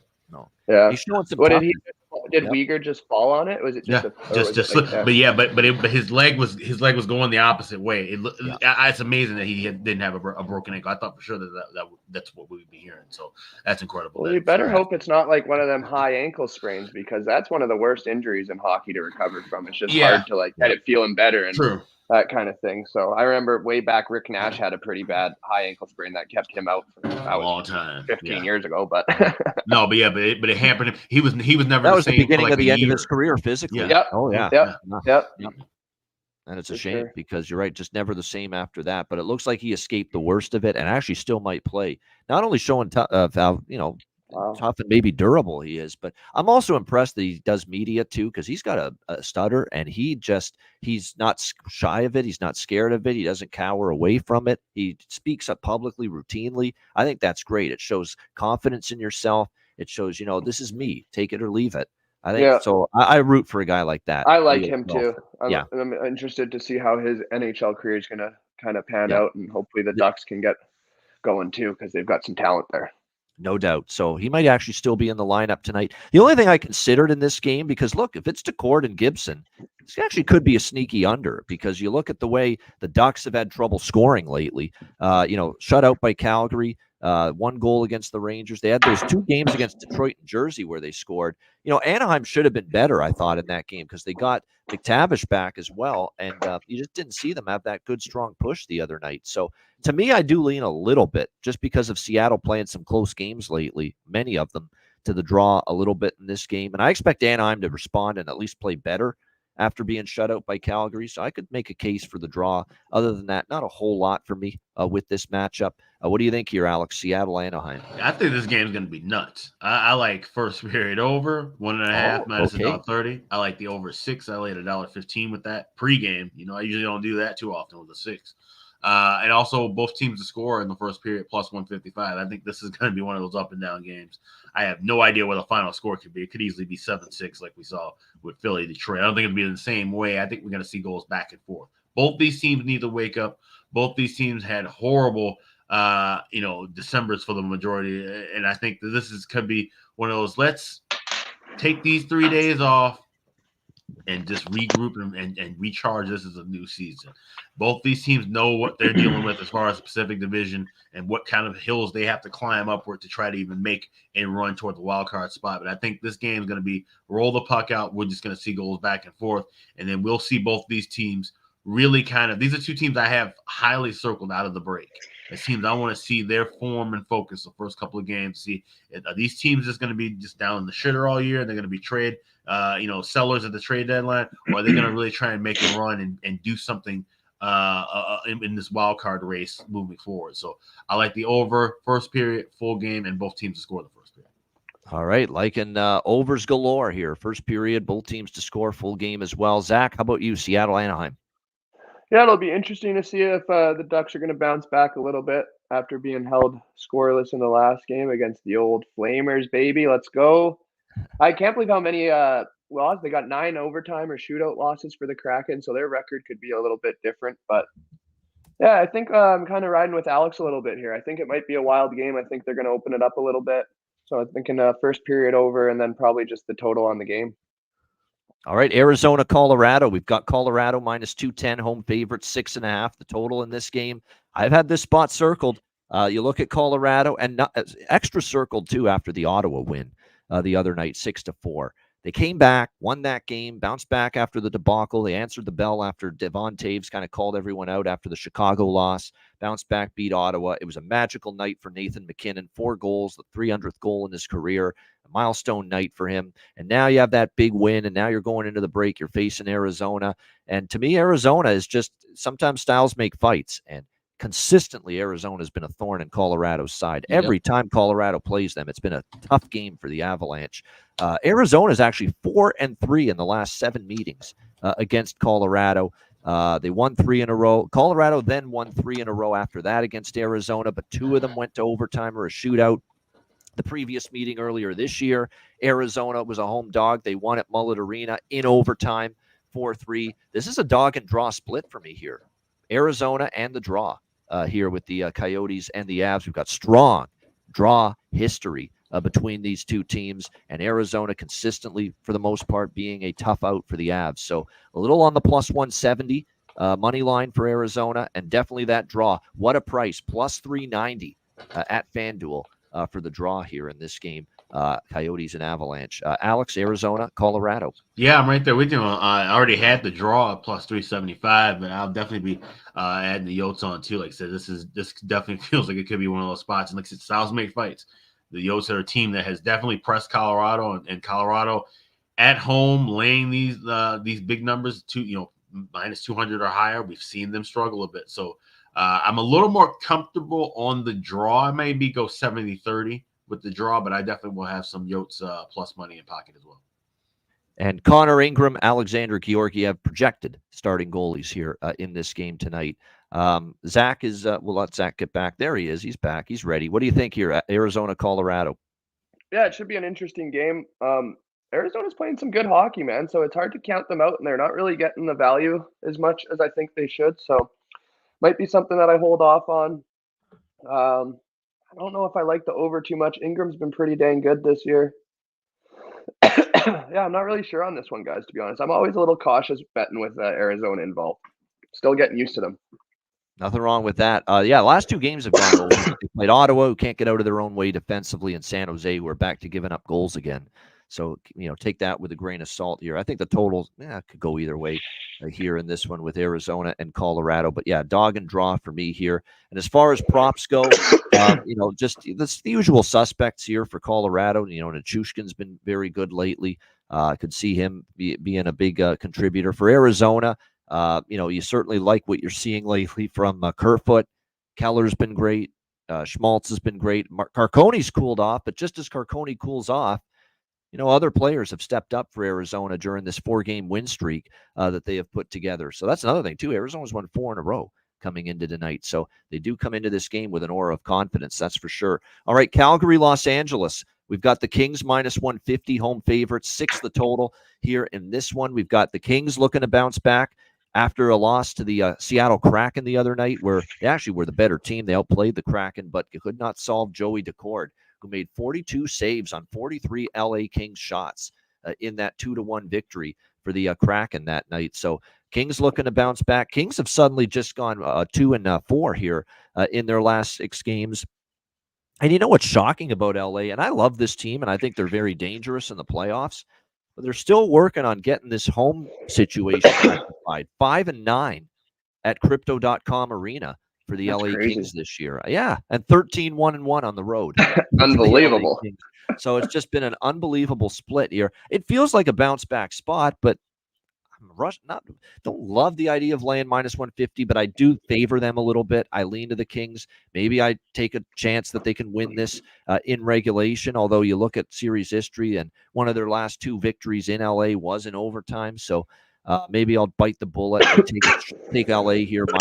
There are some 150s out there, by the way. Bet Online has a minus 150 on LA. I feel like this is kind of one of those spots where I might just bite the bullet, lay the bigger price, minus 150 with the full game money line, and go with that. I do feel they win this game. Calgary, a little Jekyll and Hyde, although they've won 3 in a row against Tampa and Florida at home, Anaheim on the road. This is going to be a little bit more difficult. Let's be real, too. On the road against the better competition, Calgary had a chance to test themselves. And yes, they were competitive. Yes, they were close games, but they were on the losing end of Colorado, Vegas, and Minnesota on the road 3 straight earlier this month. So they should have won all 3 of those. They should. They played well. I'll give you that as a Flames fan. I know you're not just speaking as a fan. They did play well enough. Maybe not all 3, but I think they burned that Colorado game, but you could see that coming. The Colorado was just coming, and so you kind of felt that. And then I think the Vegas in overtime too was a little bit of a tough one, but I don't know, man. Markstrom breaks his finger and comes back and plays 2 he's good been great. games. That's the concern I have too. What the hell is going awesome. on? He's been phenomenal here. A couple of games since he's been back. But him and For Talbot. me, betting on the Flames, it's always I wait till in live, man. They get scored on so much early. If they don't get scored on in the first 10, that's when I kind of get on their side, honestly. Yeah, this is one of their Talbot's former teams as well. He's been with many. Calgary was one of them. So, yeah, I'll take the Kings here, minus 150. What do you think here, Alex? Flames, Kings. I like this first period over. I'm looking just back at the history, 5-1 the last 6 to the first period over. So Lana is just $1.25 at Bet Online. That's the only thing I'm going to roll with here. Calgary has, back in the day, it's funny you talked about the series history, but Calgary used to give the Kings fits. These 2 teams actually kind of played each other pretty tough for years and years. And then that rivalry just kind of died down a little bit in recent time. But we have seen Calgary, play fairly well against LA. 3 of the last 5 meetings they've gotten victories in. So I would, kind of maybe tread lightly on a side here. I wouldn't even look at a draw. I'm just going to keep this simple with the first period over. Anything at $1.30 or better, I would go on and play that first period over 1.5. All right. A strong recommendation for Alex here. First period over with the Flames and the Kings. All right, Homer. Here you go, Zach. Here's your chance, Flames Kings. I would love to tell us see why the Calgary Flames. will roll tonight. I don't know if they'll roll, but I would love to see them win. It would give me a little bit more confidence that maybe they're heading in a bit better of a direction. You know, this is where teams really need to start figuring it out and what they want to do from an organizational standpoint. And, you know, that obviously trickles down onto the players. You'd be dumb to think it doesn't.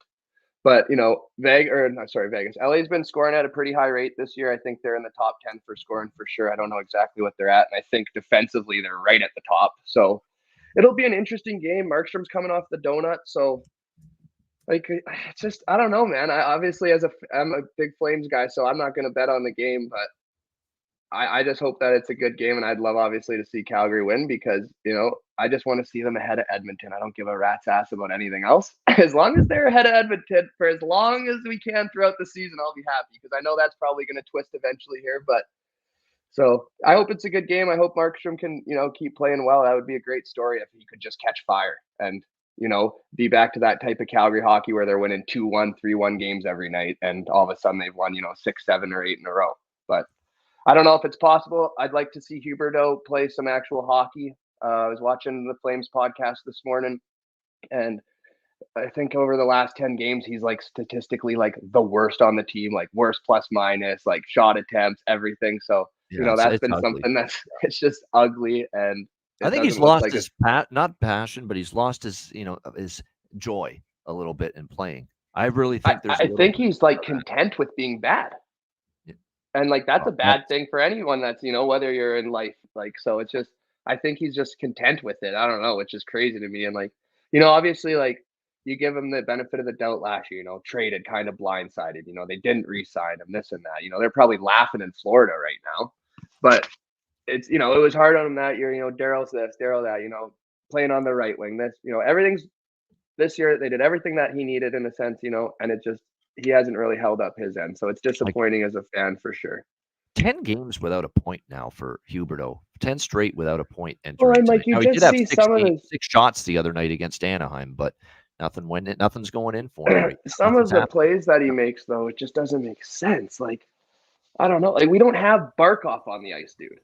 So you can't, like, the Flames don't have a Barkov, you know, or this and that. You got to, I don't know. And like, another guy that's been a little bit disappointing, he got on the board last game, but is Lindholm, you know, in a contract. Yeah, I agree. Really seemed to be. You know, I know he lost his, you know, Gaudreau and Kachuk, but it's been a year and a bit now. You want to play for, like, how many guys are like, you know, he's kind of losing the value for Calgary if they trade him at the trade deadline. And then for himself, like, is he going to just be a rental and then sign a fresh contract after that? Like, is that what he's banking on, hoping that he goes to a winning team and then, you know, he picks it up, he's a point per game guy, long playoff run, and then someone signs him for that $8 million? But right now he's at a $6 million player tops, in my opinion. Well, there is still a whole second half. I know there is, though.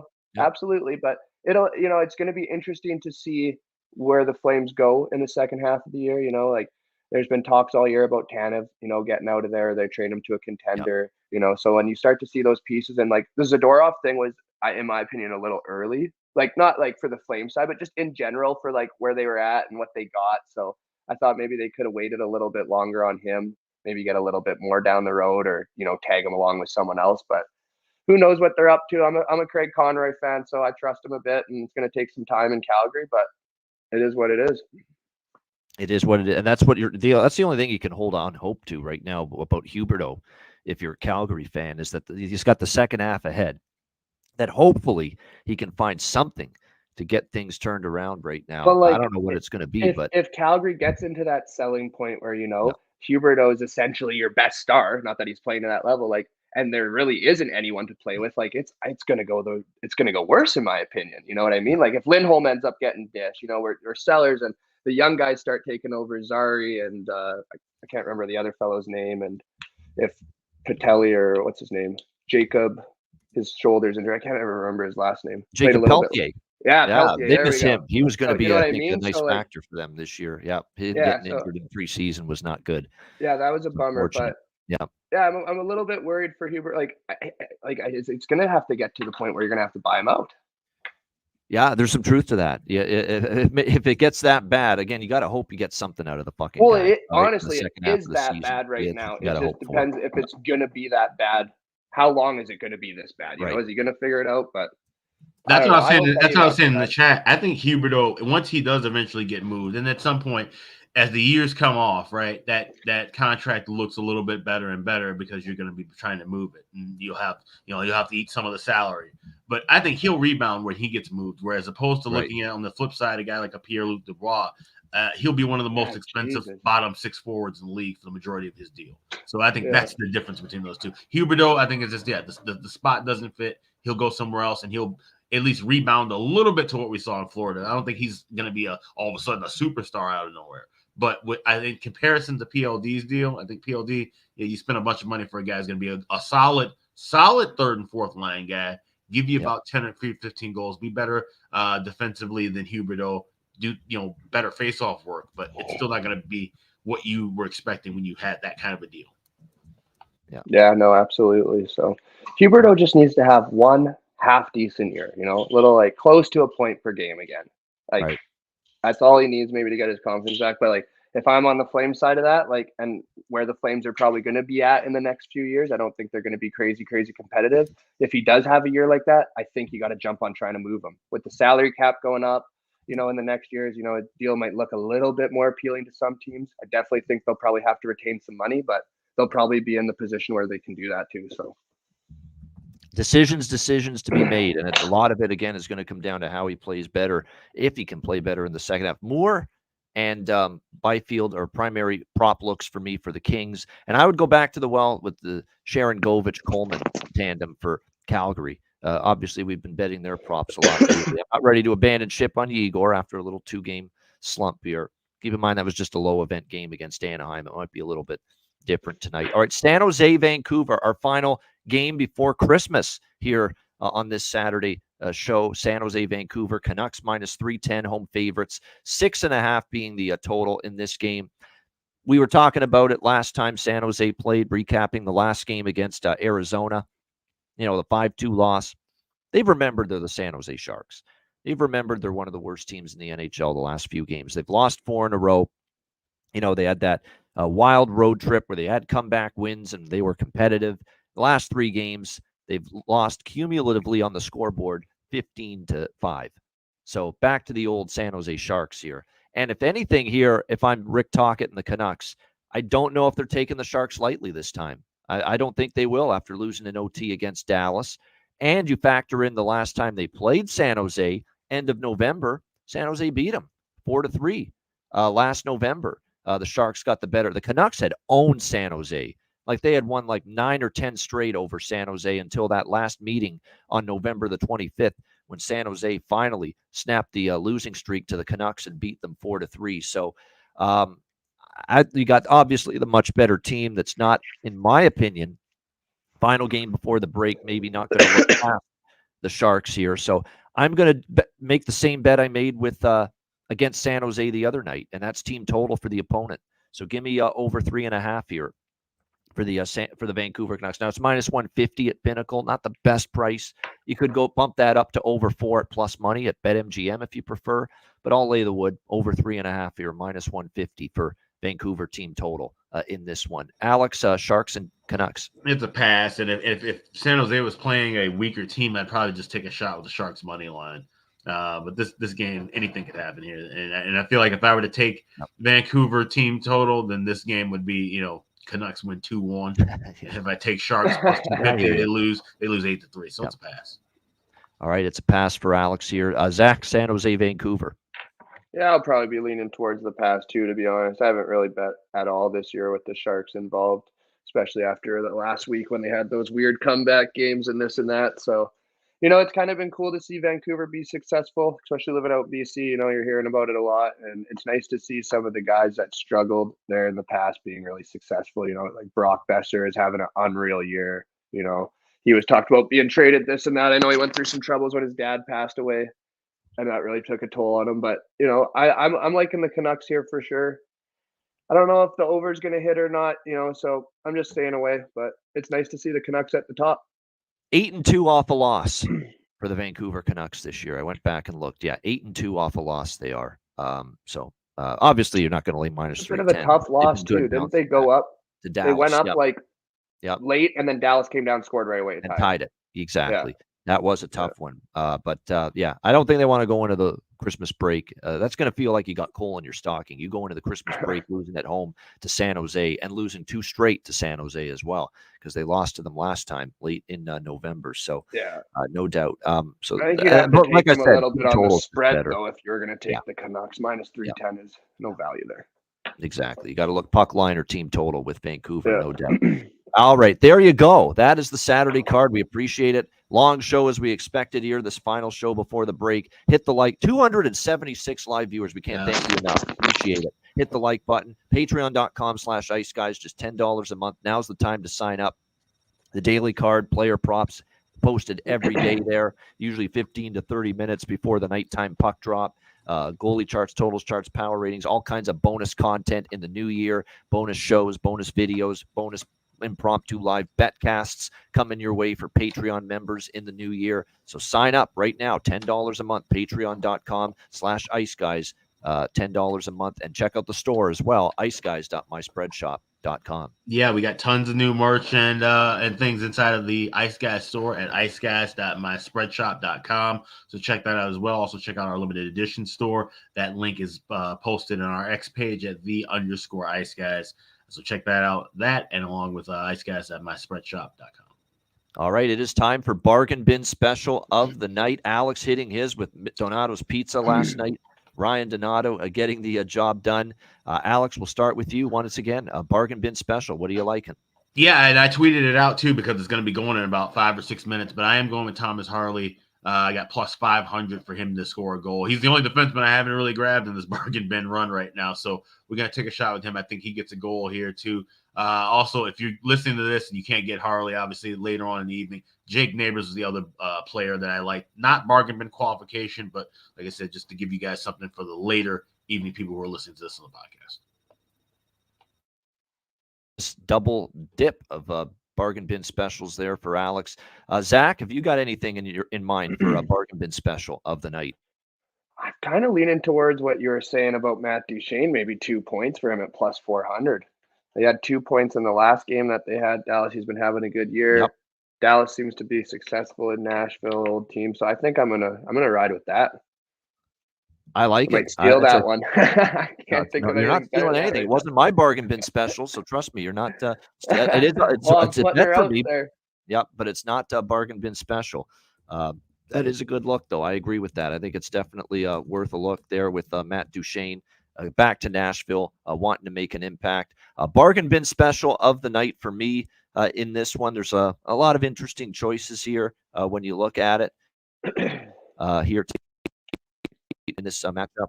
But you know what? I think as far as tonight's games, I'm looking at the opportunities here that are presented, and there's a couple that I'm going back and forth between here as far as the bargain bin. But let me see what the price is for him tonight in this game against the Rangers. I think he will fit the bargain bin criteria.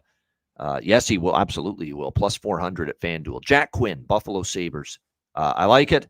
He got his first goal back from injury against Toronto, and I think he's got the chance to find the back of the net tonight as well. Jack Quinn, plus 400, Buffalo Sabres for my bargain bin special of the night. All right, best bet time to wrap it up. Our final show before the Christmas break. Alex, what do you like for best bet? Yeah, we're going with a draw play. We're going with the Islanders and Carolina. We got plus 360 on the regulation draw. I mean, the Islanders have just been something to watch in the last couple of weeks. It's just been a lot of fun. Super flair for the dramatic, and they've been playing some close games with the Carolina as well. So we're hoping Draw Island can cash once again, plus 360. We're going Carolina and the New York Islanders, regulation draw. That is my best bet before the Christmas break. There it is. That is the draw. Hurricanes, Islanders. Best bet for Alex B. Smith. Zach, what do you got for best bet? I think the best bet of the night's first period puck line for the Leafs. I think they're going to come out hot. I'm at plus 135 on bet 365. I think that's going to happen tonight. And I concur with that. I think it's a good look. If they don't show up in the first 20 tonight, when are they going to show up? Leafs minus a half, plus 135. First period puck line against the Blue Jackets. Best bet for Zach Urban. And my best bet, Ian Claus, Bobano Claus. It's the most obvious over on the board, but I love it. Detroit, New Jersey. You do have to lay a price, but is 140 at FanDuel, 140 at PointsBet, 148 at FanDuel for over 6.5. Grab that. If you don't like the price, you can wait to bet it live, but we'll go with Red Wings Devils over 6.5 for my best bet for this Saturday card. That's a wrap. We are out for the Christmas break. Shout out to everyone. Hit the like button on the way out. A reminder, we are back on Wednesday, December 27th, 2 p.m. Eastern, with our first show back from the Christmas break here on the Ice Guys. Make sure you tune in for that. Reminder, the Ice Guys is live Monday to Friday, 2 p.m. Eastern, Saturday and Sunday, noon Eastern. And if you can't watch the show live, download the Ice Guys podcast in audio form on all major podcast platforms. For Zach Urban, our guest on Saturdays, Alex B. Smith, I'm Ian Cameron, Ian Claus, Bobano Claus. Enjoy the Saturday card and have a great Christmas season. Enjoy the games and good luck. We will be back on Wednesday, of course, following the Christmas break with our next edition of the Ice Guys. Merry Christmas to all. Merry Christmas. Good night.